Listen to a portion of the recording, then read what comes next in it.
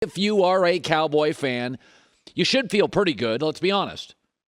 You were on the road, and it was about as revved up as a New York crowd has been in a long time. You had a backup quarterback. You didn't play great football, tons of penalties. CeeDee Lamb dropped a pass, probably would have been a touchdown. O-line still not healthy. I mean, you're using backups. And in division, you won.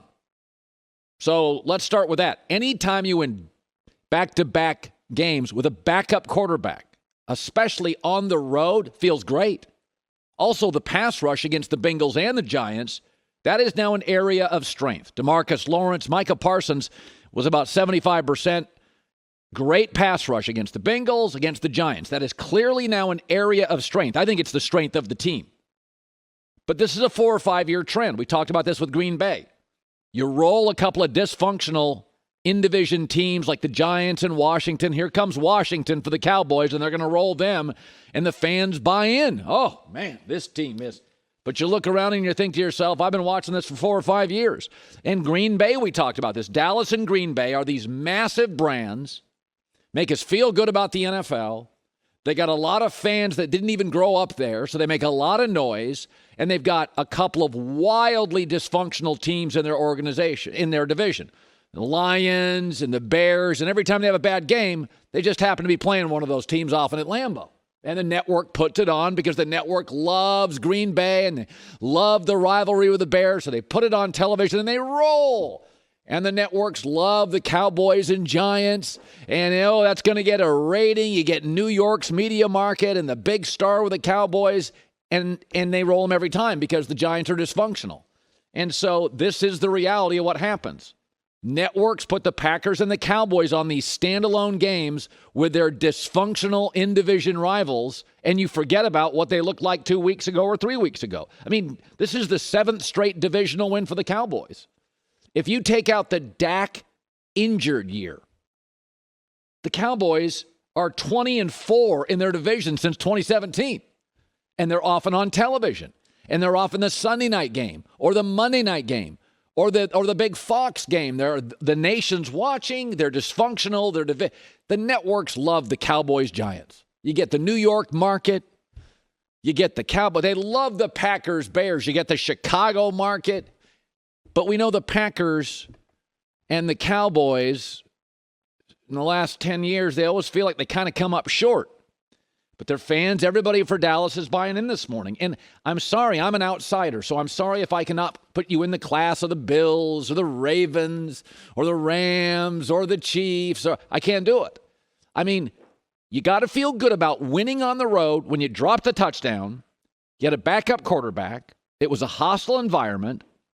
But boy, does this feel like a rinse and repeat to me. Not to be Mr. Negative. But yes, they rolled the Giants. And yes, the Packers roll the Bears. But neither one of them has a quarterback that will probably be playing in their city in 3 years, 2 years, or for Daniel Jones, maybe next year. Pass rush, excellent. Micah Parsons, star. CeeDee Lamb has star potential. Trayvon Diggs, similarly. But again, I caution Packer fans after clobbering the Bears, and I'll caution Cowboy fans after rolling the New York Giants. We've been on this thing for like 7 years. Standalone Giant-Cowboy game. Standalone Packer-Bear game. We know who wins. We know the reaction. At the end of the year, we also know the result. Disappointment. All right, let's talk New York Giants. Listen. First of all, the crowd was great. I've said it. It's just better when the Yankees win. Baseball's better when the Yankees win. Even the second team in town, when the Mets win. It's fun. It's better when the Knicks win. The Garden's electric. That crowd last night was great. New York is football starved. Here's the good news. I don't know, but I think you've got the right coach. He's an offensive coach. He's authentic. He's relatable. He has a track record of making quarterbacks better. So I think you have the right coach. And I know of all the boxes you have to check in the NFL, you got the left tackle right. The rest of the O-line stinks, but you got the left tackle right. And I think you got the head coach right. So in all of the things you have to check, the 7 or 8 boxes you have to check in the NFL, culture, coach, quarterback, you've got an I think and an I know, and that's it. You don't have to have a great running back, and Saquon's really good. But you can keep making excuses. Well, the offensive line wasn't good. Josh Allen's, until this year, offensive line wasn't very good. He made plays. He got into the end zone. Until this year, I didn't like the Bills' offensive line. Well, his receivers are dropping the ball. The receiving crew's not good. Lamar Jackson would be MVP today. He lost Hollywood Brown. Great quarterbacks make stuff happen. I've seen Daniel Jones. He's 14-26. Go ahead and keep blaming the offensive line. Last year, Lamar Jackson lost Ronnie Stanley, 3 running backs. And Baltimore was the number 1 seed before Lamar Jackson got hurt. Josh Allen came into this league. He still doesn't have a dependable running game. Still, the offensive line the first 3 years was a mess. He got into the end zone. Daniel Jones is one of those guys where if the protection is perfect, where nobody drops any passes, when it's a clean pocket, when everything's lined up and every player's lined up, he's okay. That's not the NFL. It's like when you hire a babysitter. Yes, if my children were always well behaved when they were 5, it would be perfect. But one of them will light something on fire. Somebody will run out in the yard and you'll have to find them. One will bring a big snake into the basement. If you're a babysitter and have 5-year-old kids, it's not going to be perfect unless they go to bed by the time you get there. So you better get a good babysitter. It's the same with a quarterback. I was talking to Joe Burrow yesterday afternoon. He's like, you go to the line, one of the receivers is in the wrong space, left guard misses his assignment, you got to audible at the line because the protection's not set for the play. You look at the clock, you're on the road in New York, and it's down to 4. Make it happen. Lamar does. Josh Allen does. Joe Burrow does. Joe Burrow's protection stunk all last year. He got to the Super Bowl. He got sacked 51 times. Or was it 71? Or was it 101? He got to the Super Bowl. Justin Herbert set rookie records his first year. It was the second worst offensive line in the league.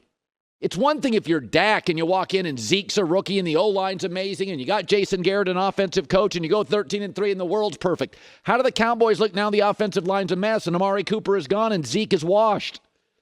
That's what you need at quarterback. Yes, Brian Daboll's getting the most out of him. Yes, receivers drop the ball. Yes, outside of left tackle, the offensive line is dubious.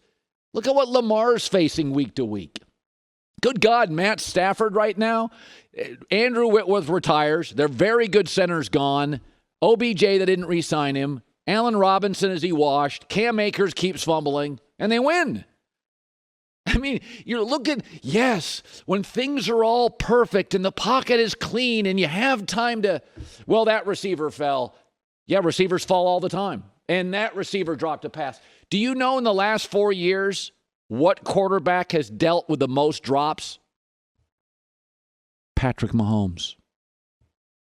Brady second. Drops are part of it.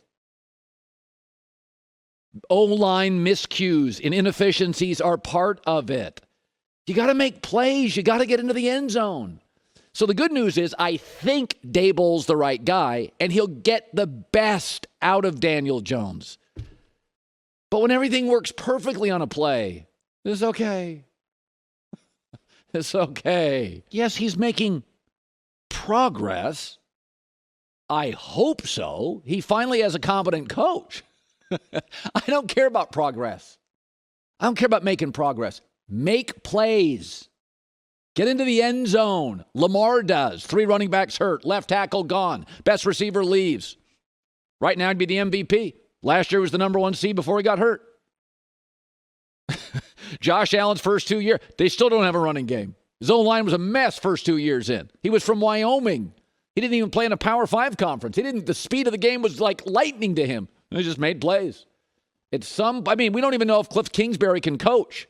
3 years, boom, boom, boom, boom, boom. Kyler got better. Stumbling this year, but boom, boom, boom, boom, boom, got better. But making progress, that's a given. That's like saying, I bought a house and the roof doesn't leak. Look at Jalen Hurts' progress. Nobody's talking about Jalen Hurts making progress. You know what we're talking about? Damn, he's good. Damn, he makes plays. Wow, he gets in the end zone. I'm not interested in your progress. I'm interested in making plays. And he's a guy, okay? Nice guy, likable guy, probably a backup guy. Hi, everybody. Thanks for watching. Subscribe here to get the latest from the show. Also, be sure to check out more of the best clips from The Herd or go watch a few segments from other shows on FS1.